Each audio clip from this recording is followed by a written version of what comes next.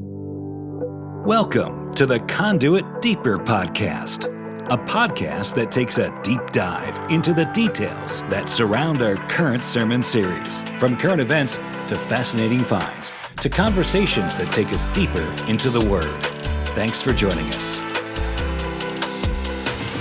Welcome to the Deeper Podcast. My name is Mo, Executive Pastor at Conduit Church, joined with our lead pastor, Darren Tyler, for what will be a current event style podcast. We had a active weekend. There's a lot of events currently happening. So, an active weekend in the Middle East, of course.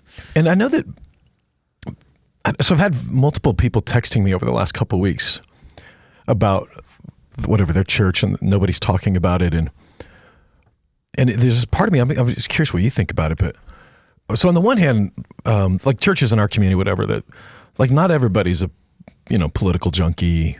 I don't know if we are either, honestly, but it is a weird thought, in the country that, like, gosh, I don't want to say this because I don't want to badmouth pastors that are really good people. Do you know what I mean? Because I miss things all the time, but I keep thinking this is kind of a big one. Israel is being literally unprecedented in our lifetime. Iran is no longer hiring out little street thugs to go steal lunch money. They literally launched an all-out attack on a sovereign nation called Israel. And we're all just sitting around here acting like that didn't happen on a church. Like, in my opinion, if the entire world is talking about it, but the church is not, that's a sign that maybe we should be talking about it. Like if you're a pastor, and I understand not everybody's going to be an expert. You don't have to be. But it's just weird. I don't know. So I'm excited to talk. Let me rephrase it. I'm not excited because this is some heavy stuff. Yeah. But at the same time, it's an honor and it's a privilege to get to talk about stuff that, I'm literally cross-referencing Ezekiel 38 with Iran. And it's like, okay, this is, I don't know if that's where we are. I guess we can talk about that in a minute. But stuff is happening. Well, it's not unlike what we've talked about in the past, over the past 4 years, when things are happening in the news, things are happening in the world, and nobody else is talking about them. We have felt compelled to dive deeper, which is why we named our podcast the Deeper Podcast. Deeper. We just want to dive deeper into those things that are happening in the world, cross-reference it with Scripture, and in two things: find some hope at the bigger picture of what's really going on here, and be aware. Yeah, create awareness so that we know what is happening and help draw some lines between all the things that are happening, all the different resources that people are consuming. Read between the misinformation, the disinformation, and the actual information. Try to make sense of it, synthesize it to Scripture, and then hopefully come out on the other end a little more informed and a little more hopeful. Yeah, and hopeful being the point, right? Because if I didn't have faith in Christ and I'm watching what's going on, you kind of have two choices. One, blind optimism, which is based in nothing.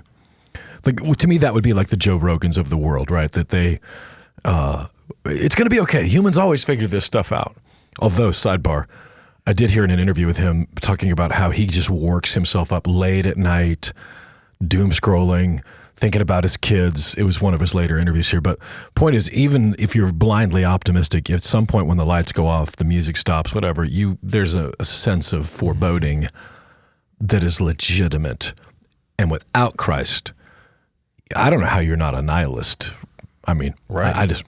In human history, humans have never had a weapon that they did not ultimately use, right? And we've already used a hydrogen bomb at one point. The technology has obviously gone extremely beyond what we did back in Japan. And the idea that some rogue actor like Iran or North Korea won't eventually, Russia, it's a tenuous time. So that's the dark side, but the upside is that, like, when you read the language of, say, Ezekiel, these are hundreds of prophecies in the Old Testament that were fulfilled in the coming of Christ the first time. There are still hundreds more. He is not going to fulfill them all. So when you look at Ezekiel 38, you're like, oh yeah, all these nations coming together, Libya, Turkey, Russia. And you look at it on the map going, oh, it's Libya, Turkey, Russia, Iran. Like, okay.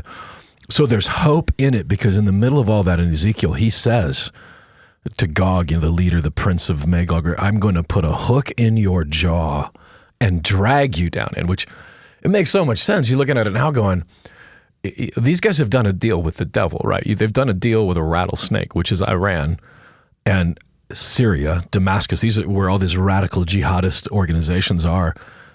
And here you've got an atheist communist guy. He's got to be just absolutely infuriating to him. So you could see even how that God's just put it in a position where Russia's going to say, okay, we just got to get down there and get this figured out. We need the oil. We need the money. We're just going to, send them. Just going to take this out and get it done. Reluctantly is what Ezekiel 38 indicates. And I think that is what you would experience with Russia, the reluctance. Ukraine, they're not reluctant at all. They view that as their land. There's been clearly no reluctance inside of Vladimir Putin for that. When it comes to this, I feel like he's said out loud, like he doesn't want to do this. So the hope is this, that God on his chessboard, God doesn't play checkers, he plays chess. These moves have been put in place decades, centuries, coming to a head right now. And the hope is that we actually know how the movie ends, like we know. And the end, there's going to be scary parts. There's going to be, it's Lord of the Rings, right? There's darkness that we didn't choose this war. It chose us, all that. But we do win, and there's a peace in that. So for me, I'm invigorated because the battle is here. Sure. We get to play a part in it, and we already know who wins with it. So there is a lot of hope, but we don't take that hope blindly. We take it based on just the fact of Jesus is who he said he was and is going to do what he says he's going to do.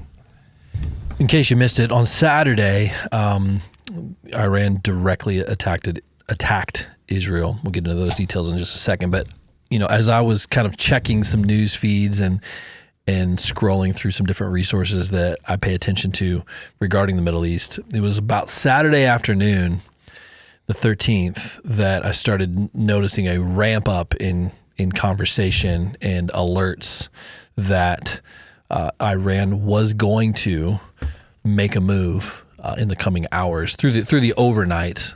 Obviously, they're 8 hours ahead? Oh no, 8 hours ahead of us, or 8 hours ahead of? 8 hours ahead of us. Israel is 8 hours ahead of us. Yeah. I think Iran is 9. And so, as I'm seeing this kind of ramp up, as I'm enjoying my barbecue and watching a baseball game on a Saturday afternoon, I'm kind of like tilting my head, like something's about to go down. And seemingly everybody knew that it was about to go down worldwide, which I would love to get your insight into that as to how everybody knew what was going to happen, when it was going to happen. But what happened was 331 aerial threats were launched into Israel's airspace, or towards Israel, I should say. 170 drones, and these are what they call suicide attack drones, unmanned. 120 ballistic missiles and 30 cruise missiles, which are the size of a semi-truck. Yeah, when they say cruise missiles, it is important to realize that you could store pallets of milk inside. They're huge.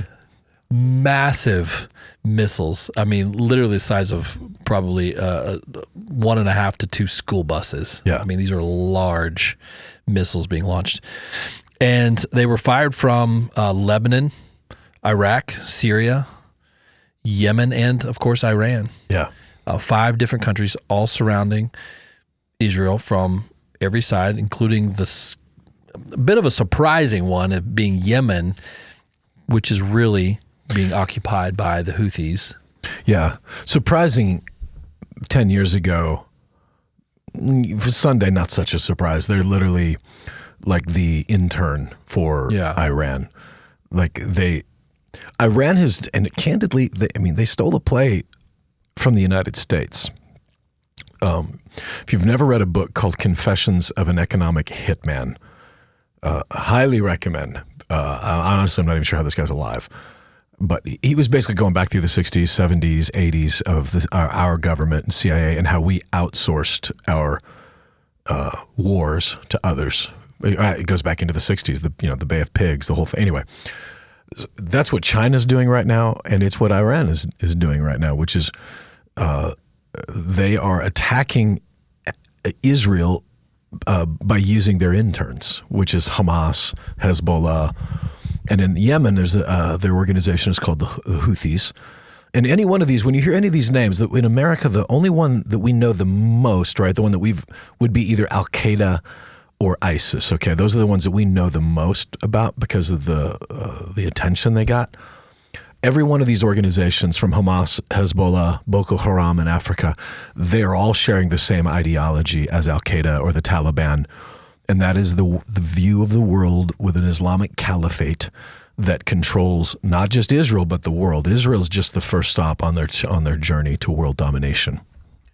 And so the fact that everybody knew this was coming on, I mean, the precision of info and intel that was out there, seemingly worldwide, I don't know. I just found it very interesting. It wasn't like a sneak attack. So the theories that I'm seeing and that kind of hold water to me is Iran doesn't want a war yet, not a regional one, because they are not yet nuclear powered.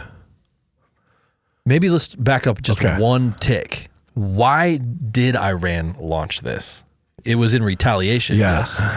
Yeah. And what was that retaliation? The retaliation was that, I mean, Israel has said, and they didn't make any secret. It's. Remember George Bush standing on the rubble with a bullhorn in 2001, saying, "We're coming for you." You know, it was like a line from a Kurt Russell movie. You tell him I'm coming, and hell's coming with me. It was one of those kind of speeches. That's Netanyahu saying, "We're going to find you and we're going to kill you," like Liam Neeson movie, but with Israel. Yeah. Have a special set of skills. And so one of the top Iranian generals was inside Damascus, Syria. That's right. And they did what they should have done, which is vaporize him. The Iranians are funding and financing Hezbollah. So who was responsible for the October 7th? That's Hamas is responsible for October 7th. But they're sponsoring Hamas as well. And so they can't get into Gaza, so they're running an operation directly out of Syria. I mean, they've got presence and bases and consulates, and so and this is an interesting thought. Like when it comes to our current political situation, 2017 maybe, someone probably could Google it, but the United States vaporized an Iranian general on a runway in Baghdad. And Iran's response to that was nothing. And the reason was they're looking at our president going, that guy's crazy. Like, because they don't want to die either, right? So they didn't do any. Of course, everybody's wringing their hands. He's going to cause World War III. And I wondered, gosh, how can Iran respond to this?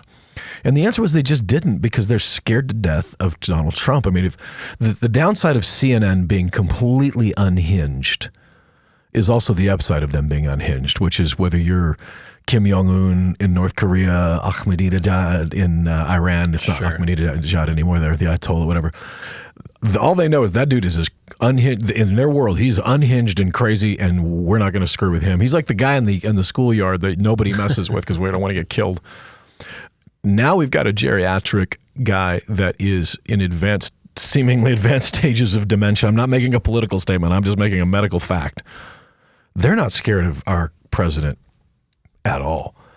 So who knows whether or not they would have done this if Trump had been in office. There's no way to know. But we do know that 100% that they did do it with Biden in office without any fear of reprisal. And Biden has proved why there's no fear of reprisal, because we're not going to do anything. And they don't want Israel to do anything because the guy's scared. And look, I get it. I understand. Like you're poking a dragon, but we've been kicking the can of Iran down the road since the 70s. And the problem is we've run out of road, but we still have a can, and someone's going to have to crush the can. So I think Iran did this, to answer your question. Yes. Because they still don't want to provoke a regional war even for themselves, but they had to do something. Send a message. And they know that Israel has the Iron Dome. They have, and as I've read about it, they didn't even have to really use the Iron Dome drone. They were just sending up like F-16s or F-35s, whatever, and just because they're drones, they're easy to shoot out of the air. One of the things I read yesterday was part of the miraculous part of this is Iron Dome. These things they basically promise a 90% success rate, which is high. They had a 99% success rate. Nobody. There's one Bedouin shepherd that was injured, but no major strikes, nothing landed. So there's the theory that Iran did this to flex their muscle, but did it in a way where they wouldn't provoke a wider war yet. But this is their salvo to say we're ready to fight. Yeah, it's like they launched a bunch of softballs into the air, knowing that they could be taken out, like they could be hit. So it was, I forget what the percentage breakdown was, but it was a percentage of those were taken out by the Iron Dome. Percentage of those were taken out by U.S. forces. Saudi Arabia entered the chat by protecting Israel on its southern border by taking out missiles in their airspace from Yemen. So allied forces, helped take things out of the air. But it's like a bunch of beach balls were launched into the air they could swat out, but also the fact that they launched a bunch of missiles. Just because it's still 330 missiles. Yeah, just because they're not. It's like saying my neighbor just starts shooting at my house. Yeah, they're shooting at a place where they're not going to hit me. But what am I supposed to do about that? Just say, oh, well, now I know they can shoot the house. Like, no, you now know I have a neighbor that wants me dead. That's right. That is a threat. And so when a threat like that happens, do you just say, well, that's okay, let bygones be bygones, or do you do what it seems Israel's about to do, which is retaliate in a way that makes Iran not want to do this anymore? I found this interesting stat, and I hadn't realized that Israel's defense budget is $19 billion.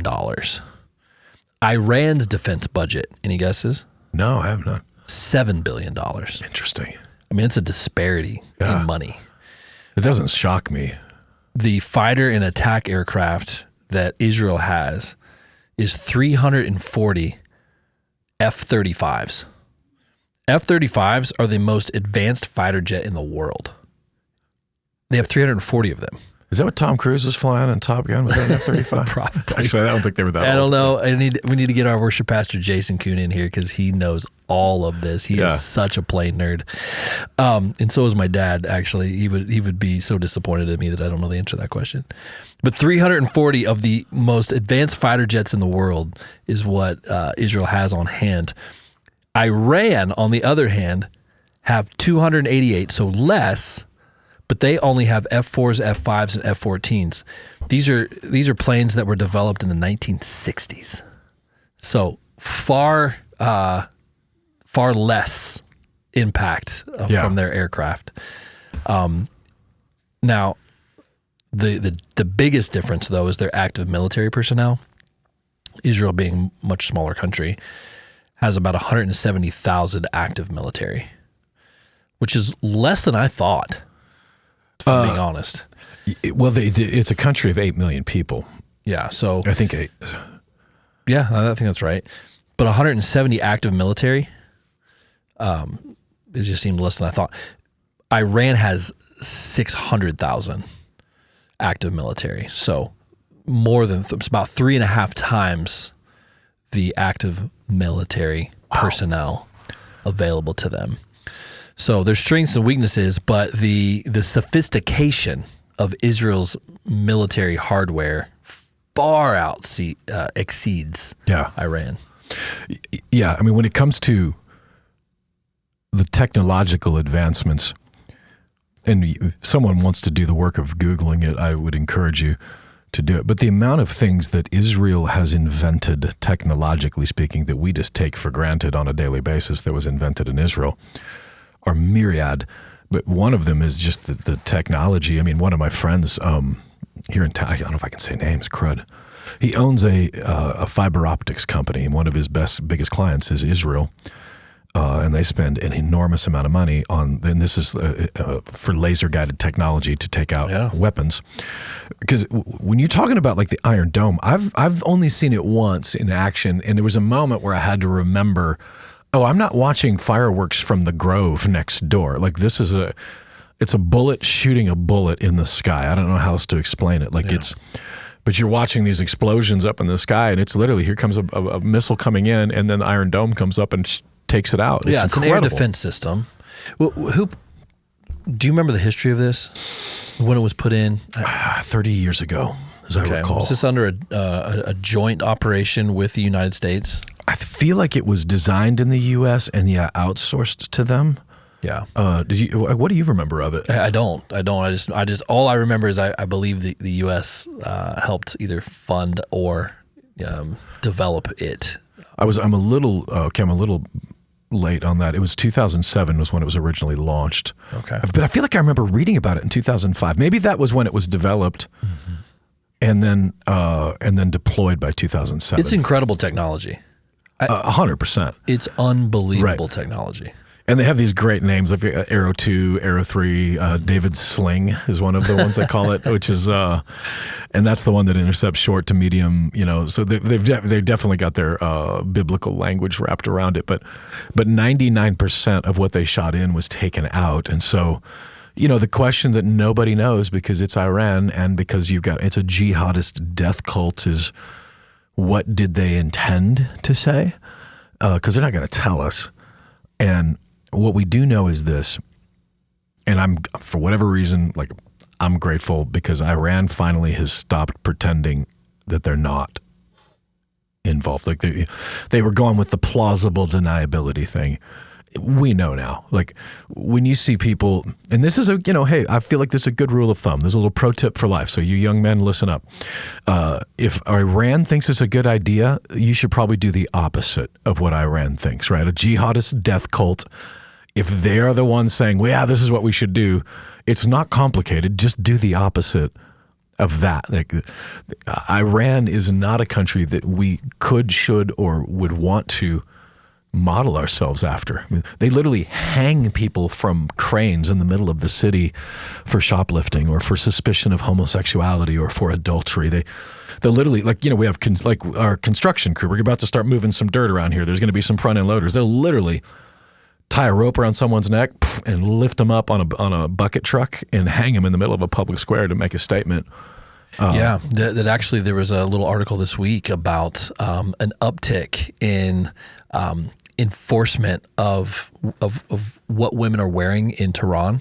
Yeah, like beating women in the streets, like law enforcement. Yeah, going around beating women in the streets because they weren't wearing their clothing appropriately. And by their clothing appropriately, what they mean is the straight. I mean, top to bottom hijab. Like, it's like black hood, black. It looks like a ghost, but dressed in black. They're tiny little slit where they can see through it. Yeah, and they have these morality police. Yeah. That, let's say, our wives, Shannon and Jenny going to lunch, and maybe they got their hijab on a little backwards. They're like these giant canes, and they just beat the crap out of them in public. And that's the ideology that's ruling this nation. Now, there are so many Iranians that they're just as much of a victim of the death cult as Palestinians are of the Hamas death cult. But that's what the idea. And so when I see students, still standing up for Hamas and for Palestinians, it's like the ignorance of that is just so massive. Chicago O'Hare Airport got shut down yesterday. It was yesterday or Monday. In the past 48 hours, Chicago Airport was completely shut down because of protesters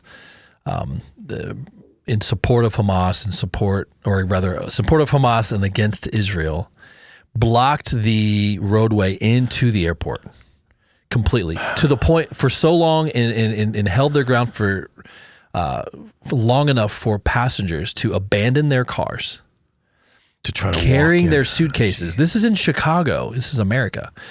Carrying their suitcase. I mean, there's video online. Walking. I guess it would be like them protesting on I-40 just outside of Nashville, on 65, before you even get to the off-ramp for B&A, Nashville, people were walking every bit of a mile with their suitcase, abandoning their car so they wouldn't miss their flights. Also happened at the Golden Gate Bridge 2 days ago. They completely shut down the Golden Gate Bridge in San Francisco. Well, in fairness, that's probably not a bad idea. I might join that one.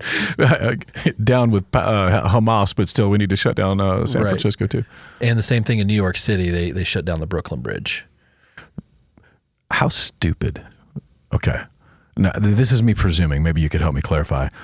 I'm assuming most of these were, I should ask, are these Americans protesting, or are these immigrants that were protesting? Yes. Okay. Majority. Yeah. Immigrants, majority. Those they may have American citizenship, but their ethnicity or nationality is Middle East. Islam, maybe better. Yeah. So whether they're Lebanese, Iranian, Persian, whatever, they're Islamic. Yes. And that is our future. Death to America chants. Yeah. American flags burned at all 3 sites. Yeah. This is a problem. It is. So Douglas Murray has been talking about this in the UK for a decade or more. Yeah. And I remember interviews with Ben Affleck and Bill Maher 10, 12 years ago. Google it. You can find it. I don't know. Micah can find it later. Maybe drop in a clip from it. But Ben Affleck is losing his ever-loving mind on Bill Maher because Bill Maher is being an anti-Islamophobe or whatever kind of thing. And, this was like, are you an idiot? Like, it's not Islamophobic to say that if there is a jihadist death cult that we need to deal with this. Are all Muslims like this? No, not at all. But it was only Muslims that are doing this, right? True. So it's like, it's not all Muslims that believe this, but it's only Muslims that are doing it, right? There were no Buddhists on the planes on 9/11, right? There are no Hindus. And by the way, the Hindi people, like they're a little rough around the edges when it comes to Christianity, but they're not bombing sites or blocking bridges. And I honestly, I wonder did any of this happen in Florida? I got to feel like DeSantis would have swept. Like they weren't doing that in Texas, right? These were blue cities. Well, I mean, Texas is a great segue to the rest of the problem, right? Because of the That's border. how they're getting here, yeah. So the stat I read yesterday was 7 million have crossed over in the past 4 years. That's what, 3 times the population of Nashville. Yes. And I mean Nashville, Brentwood, Frank, like the entire surrounding areas. 7 million illegal immigrants. What percentage of those would you say are Muslim? So it's obviously impossible to know. Yeah, but knowing what countries they're coming from. Well, see, you've got Chinese. There's the Chinese. True. So you've got the communists. Yep. Latin America, obviously not. And so it depends on how many. That's true. It's but very diverse. Yeah. But so let me reframe that in a different way, which is you'll hear people say, probably Ben Affleck, it's 10%. Like it's a small minority of Muslims that believe in this radical jihadist ideology. There's 2 billion Muslims in the world. That's 200. If it's 10%, that's 200 million of them. Okay, that's nothing to sneeze at. So it's not to suggest that it's just a small number, and that's not a problem. 2/3 of American population. Exactly. And so let's say it's 10%. Let's say it's 1%. It only takes one nut, one violent jihadist in the case of 9/11. And look, I know there's a lot of people that listen to this that think it's an inside job. Put all that aside.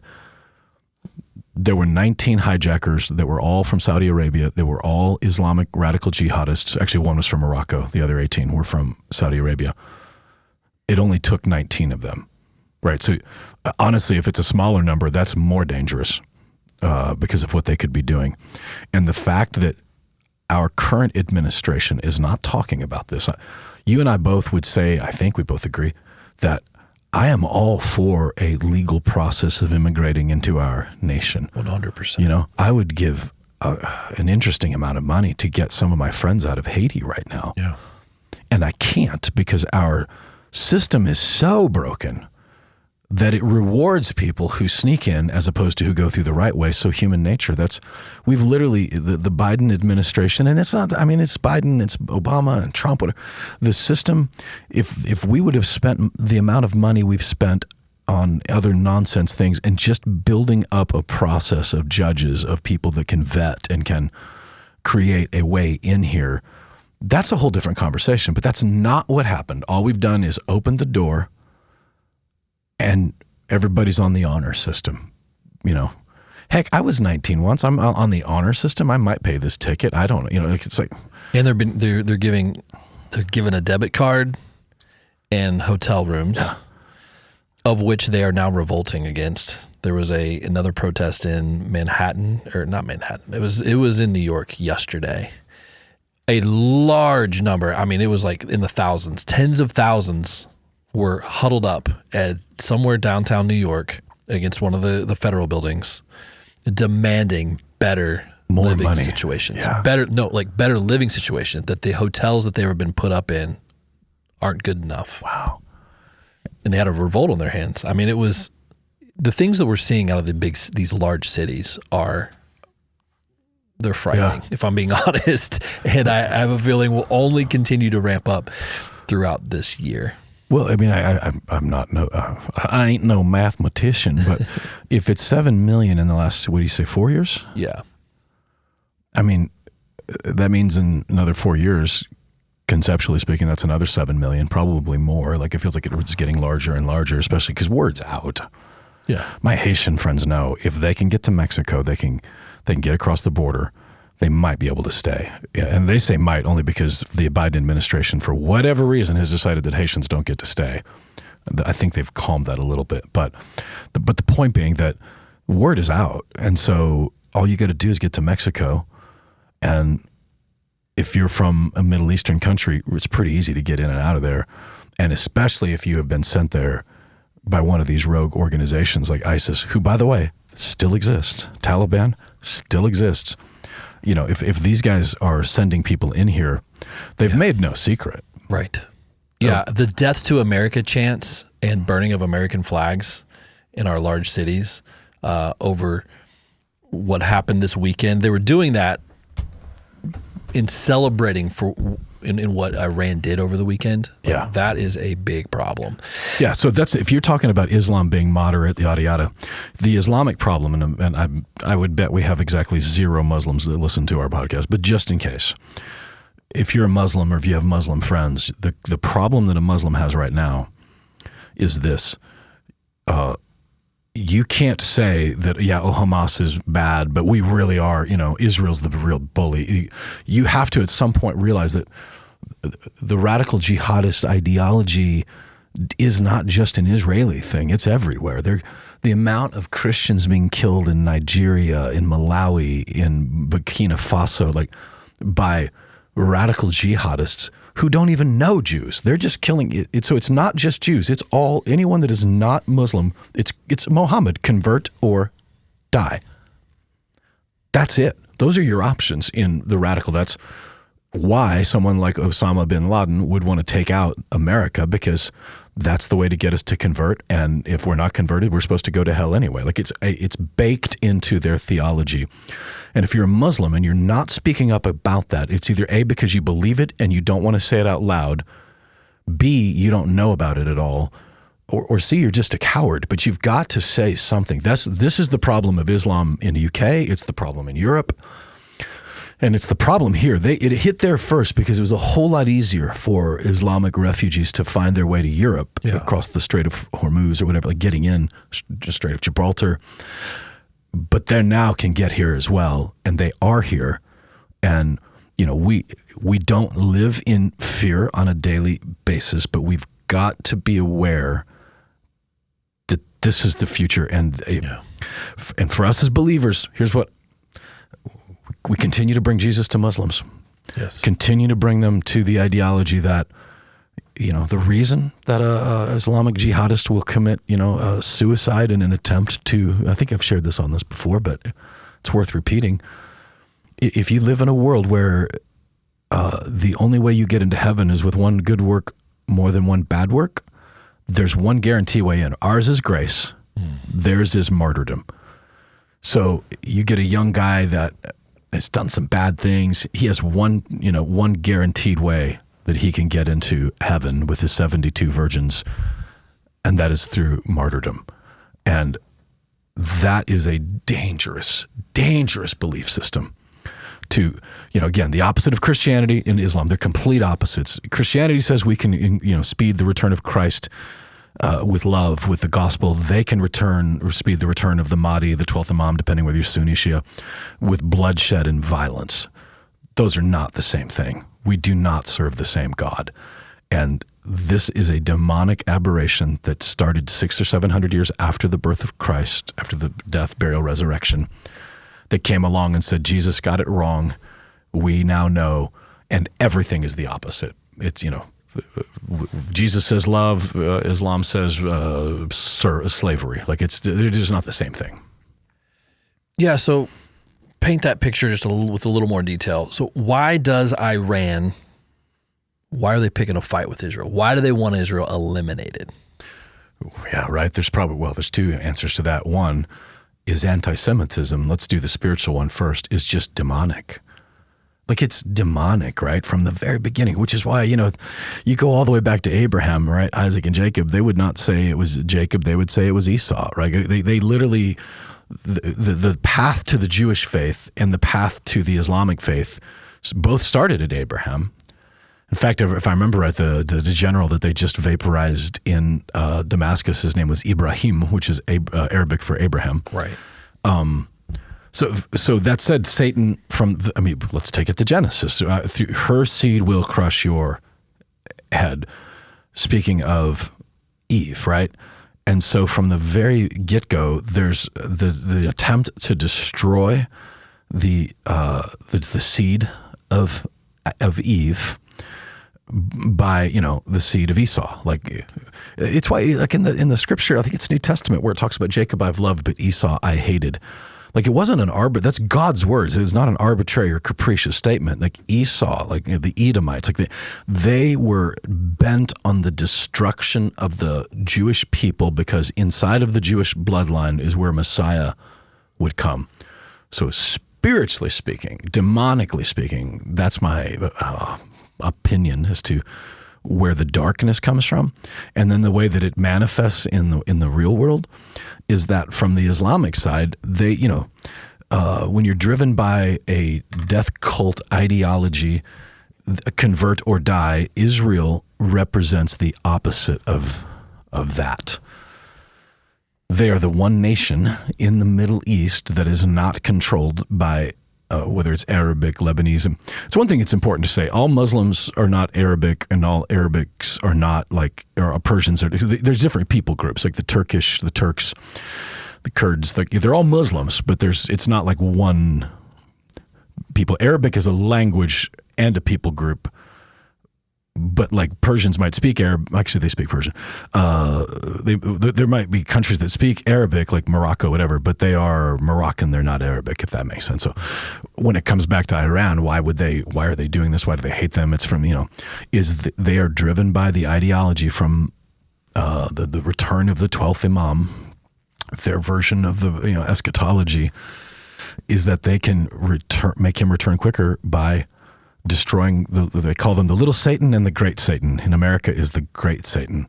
And what's chilling, right, is I remember in the 70s seeing in Iran, 80s, 90s, the idea of death to America, burning flags, that's been going on in Iran for decades. So to see those guys on our own soil doing that is chilling. And it speaks to that, look, they're not, if you're somebody out there right now, this is Israel's problem, we don't need to get involved, the Jews are evil. First of all, you should very much watch what you're saying. If you're going to curse what God has blessed, that's just not the place you want to be. God resists the proud, and you don't want to be on the resisting end of that. But in the real world of we're in right now, they want us to. And so if you take the theology out of it, if you want to, I don't think you can. But just a straight up geopolitical, they're playing a long game, And the United States is part of it. The whole world is part of it, but the United States is definitely part of their long game to take us out as well. The Iranian general that was taken out a couple weeks ago in Damascus, speak to the importance of the city of Damascus in this whole chess match. So Damascus is one of the 3 longest, what's the word? Continually inhabited city. In other words, it's a city that's been there and it's been inhabited the whole time. So Fez, Morocco, Damascus, Syria, and I can never remember the third one. But there's a prophecy, and I want to say it's in Zechariah, but I can't remember, that speaks of Damascus being a city that will be destroyed and never inhabited again. It's a city that plays a very large part in the eschatological calendar. And I don't know if that's now. I just know that here we are. Damascus, still there. Damascus is still, Russia's in the middle of all that. So you got Gog and Magog in Damascus. You got the Persians in Damascus. And, from the top of the Golan Heights, you can see into Syria. The first time I ever went to Israel, you could hear the bombs falling in the background inside of Syria. There's been a dark war going on there. But biblically, Damascus played a role throughout history. And there's a role to play in the future as well. Jake Sullivan, our national security advisor, as part of the Biden administration, is saying that new sanctions on Iran will begin in the coming days that will, quote unquote, not allow them to fire missiles and drones, which I don't even know how they police that. It's just word candy. Ear candy. You don't police it. So it's like you put a sanction on another country that wants your country. The closest out. The closest that this comes to anything we could see in our country is, let's say, we're gonna boycott Disney, right? This is what the Christians are gonna do. It hurts, but there's still plenty of people buying tickets to Disney movies. Plenty of people going to see. You put sanctions on Iran, it does make it more difficult to move money, but it's not impossible because China's still participating, Russia's still participating. It's the sanctions are only as good as the willingness of the countries enforcing them. Yeah, and especially when those sanctions end, and then we send over pallets of cash. Literally pallets of cash. Which is what's so infuriating about this is so much of what Iran's capabilities and their defense budget includes, a large part of that is American money. Like nobody's talking about that. Yeah.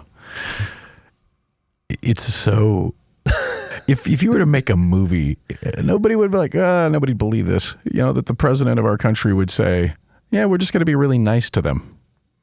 Yeah. It's like, how different would Lord of the Rings be if, Gandalf said, oh, wait, is it Gandalf in Lord of the Rings? Make sure I got the right movie. Hey, orgs, we're going to just send you some cash and we'll all get along now. It'll be fine. Yeah. It's nobody would believe it because it's such a dumb thing to do. And that's, to send it to a specific government that has made no doubt like what they want. Mm-hmm. They've never changed. It's not like they said, oh, I'm sorry, we've changed our mind about this whole Death for America thing. The idea was that we could just appease them. And what we've done is literally finance. How dumb. I used to think it was dumb because all our oil came from that area. So every time I'm filling up my car, I'm literally sending a check to someone who wants to kill me. Not exactly the best way to spend your money. Now it's like, it doesn't matter where I fill my car up because our government's sending it directly to them. Yeah. And if there's any lessons that they should have already known, is that it was never about the money. It was about it was about destruction. It was about domination, and can't pay your way out of that. Like, that's just not going to happen. So I got to imagine somewhere in a back room in Tehran, the Ayatollah was like, can you believe how big of an idiot these people are?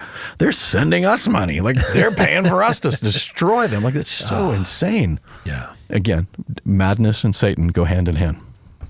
Tehran held a parade, a military parade celebrating what happened over the weekend, and then obviously vowed a severe and harsh response to the tiniest Israeli response. Yeah. So Netanyahu came out today as well to say that we will respond, and we also appreciate all of our allies' opinions on how and when we should respond, but quote unquote, we will take care of ourselves. Yeah. The thing that I kept hearing when I was there last was the realization, one of them called it a gift, actually. We don't have to wonder anymore who we can count on. We can't count on anybody. We only can count on ourselves. And that came from somebody in a pretty high level of government inside of Israel. Wow. And the realization that, like for instance, can you imagine a scenario under which Canada sends hundreds of missiles? We get them all, right? Nobody gets hurt. And we just say, bygones be bygones. That was hilarious. Exactly. Nice try. No, we would evaporate them like that. So why would President Biden or any other president expect Israel to do anything different than that? It defies logic. And at the same time, it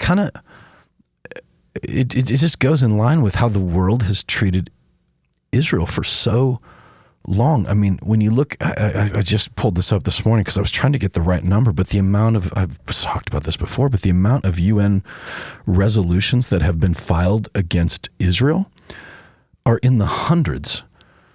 And the amount against countries like North Korea, Palestinian, is zero.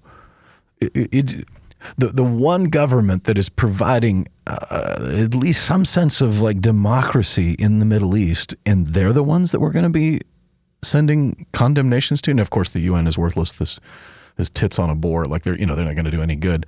But still, the demonic undertones of that is that we can't.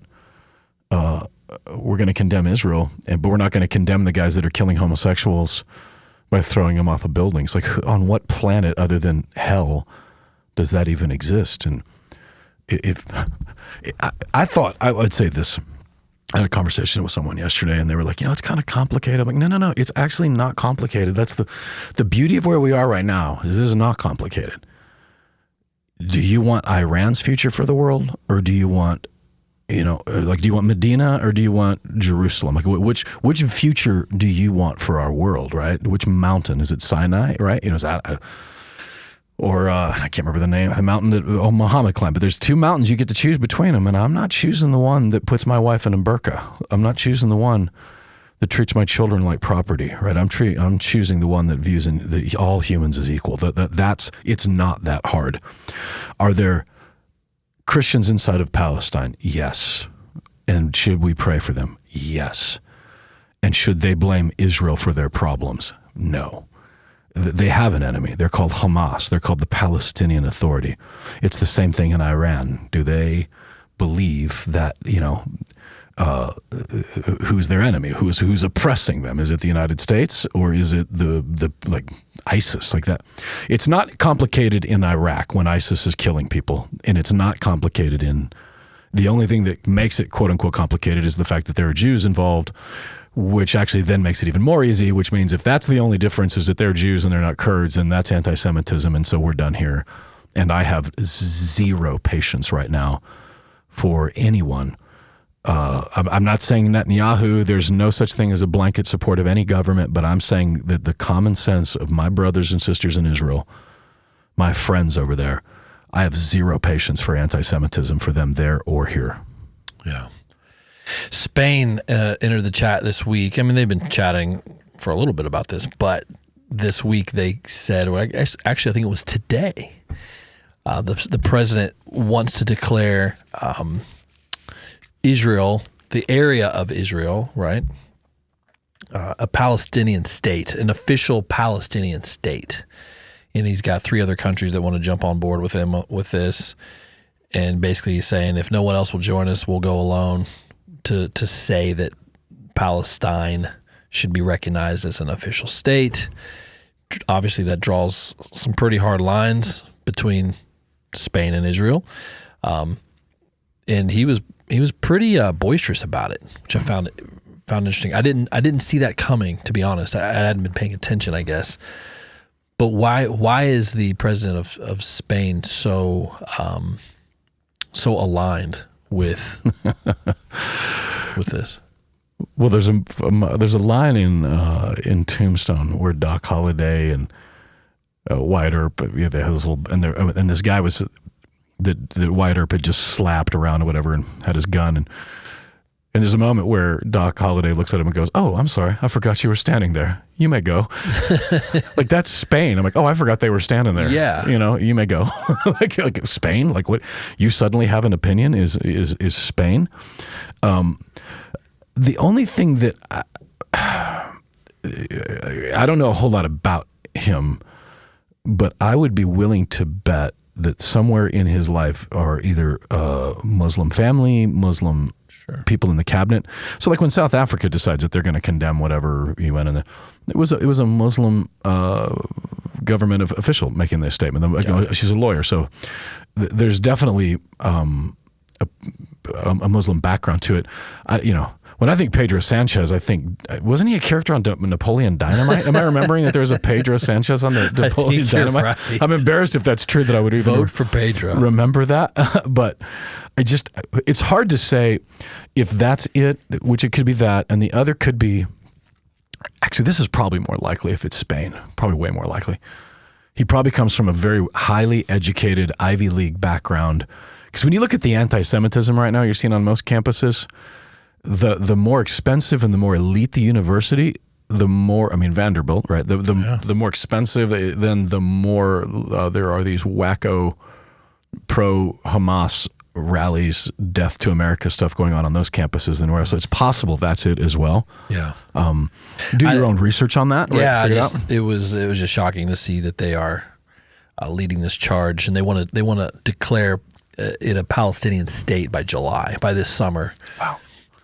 They're pushing several states to join, or several countries to join them. I wonder if there is an appeasement from him so when you stand in Tangier, Morocco, which I've done, wow, you can look across the Strait of Gibraltar and see Spain. It's further than you think it's going to be, by the way. Like, how the ocean works, like, it's pretty far.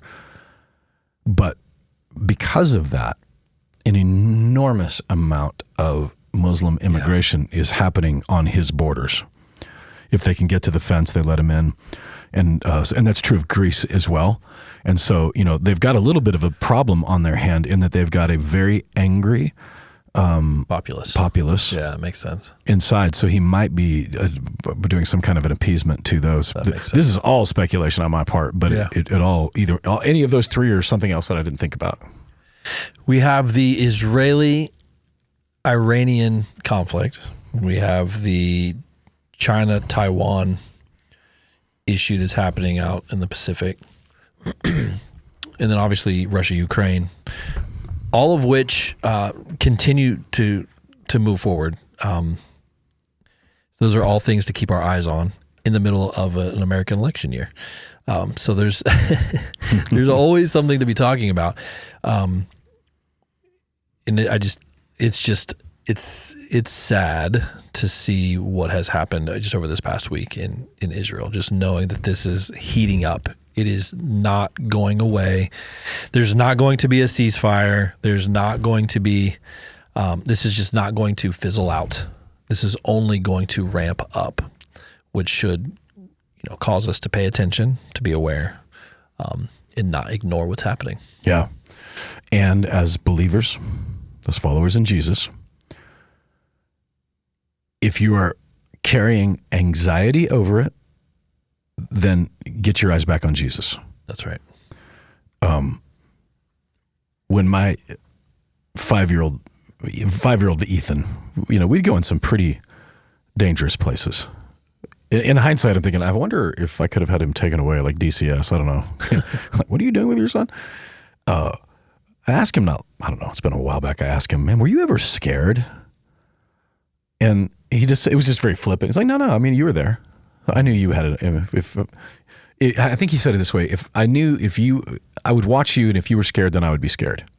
Right. But you were never scared, so it was all going to be fine. It's good. And if you are scared, either A, you're not with your Father, and today is the day of salvation, right? You don't have to wait another day. or you just forgot who your daddy is, because he's going to open up a can of whoop God, and it's going to be okay. Yeah. And just like me, which I think we've joked about on here before, but I think 3 different countries I've slammed guys against a wall for touching my daughters. None of them have touched them overtly sexually, but they put their arm around, the hands draping, and that's a one-way ticket to getting slammed against the wall by a father who loves his kids. Mm-hmm. And God loves his children. And he's infinitely merciful. That's why I continue to believe he hasn't returned yet, because there's still one more. There's still one more that can come into the kingdom, still one more. But at some point, in fact, the Bible speaks of it, the time of the Gentiles is full, which it speaks of kind of, hey, there's a moment where the last Gentile is going to come to faith, which, by the way, if that's you, and you're listening right now, could you just put your trust in Jesus so we can get on with, with eternity? But the time of the Gentiles will be full, and in that moment, that's when God will open up a can of whoop God. Jesus came the first time on a donkey in humility. The second time he's coming with a sword, righteousness, and he is going to be the answer to the prayer of the martyrs throughout the centuries, which is, how long, O Lord, before you avenge us? How long? And the answer is not forever. There is coming a time. And when that time comes, the justice of God, the justice and the mercy, we've experienced his justice and mercy on the cross. And for those that have rejected him, they get nothing but justice, because that's what they've chosen. And that justice is God, again, open up a can of whoop God, setting everything right. The evildoers, the wicked, all of them thrown into a lake of fire forever. That's what Revelation speaks of. If that makes you uncomfortable, take it up with the author. I'm just telling you what Revelation tells us. And we can have peace, because what we get to be, and this is probably the most exciting part, which is, the Bible speaks in these parables of a master who's gone away, but he's coming back. And he wants to find us working on his behalf. It's like when my wife got home on Saturday from, she'd been gone a week, the house was a disaster. We were scrambling at the last minute to try to get it so that it looked like, humans lived in here. And there's a little bit of that. We don't know the day or the hour, but we know there's a day coming. And so we might as well get the house clean now, because you don't want to be found unaware. You want to be found full of the Holy Spirit, your oil's full of lamp, and working on behalf of Jesus.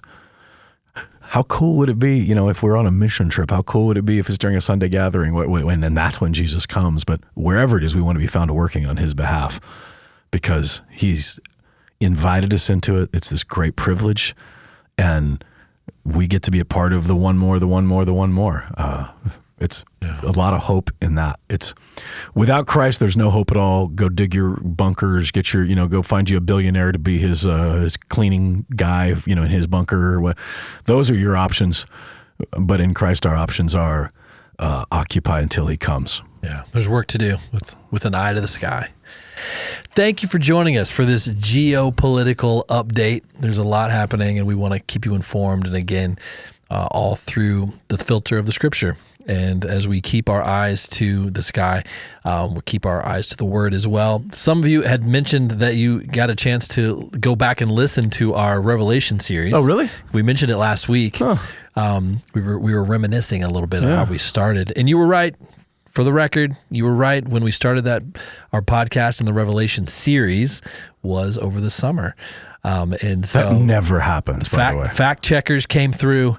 And so, now would be a great time to go back and listen to some of those, even though the audio quality is not the greatest, because we were just figuring it out. Was that one of the ones we were recording in my house at on a garage?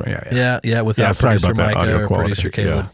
But the information is there. The Revelation series, as we went chapter by chapter through that, is still relevant today, if not more so than before. So thank you for joining us on this podcast. We look forward to touching a base again next week. One last thing. If you get a chance, would you mind leaving a 5-star review? This helps us get the word out about the podcast. This helps it spread as we dive into the Word each and every week. Your review, leaving a 5-star, goes a really long way. So we really appreciate you listening. We appreciate you doing that. So thank you on behalf of the Deeper Podcast.